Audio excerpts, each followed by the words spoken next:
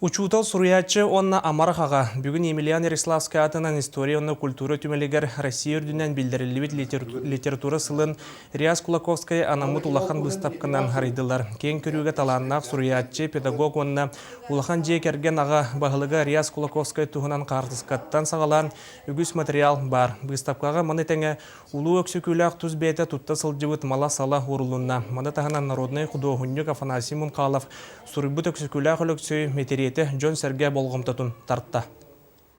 Кулаковскайга билен тура музей териллига, онуттан биһиге бу республика салалтата калан коран, биһи колора манна белемнелени күскө гыта хаҗабыт, колора онук музей терилдер түбелтетер Риас Алексеевич Кулаковскайга аналла бир залы булуан чөп, онну бу материал комуйдубут барта бар диен, онон туран болла бу литература сылыгар, онук бихары ылыллары балдар бәп булата, бу Якускай коракка Öksügeler öksügen Allah muzey diyetin tutabıt dereye bitti.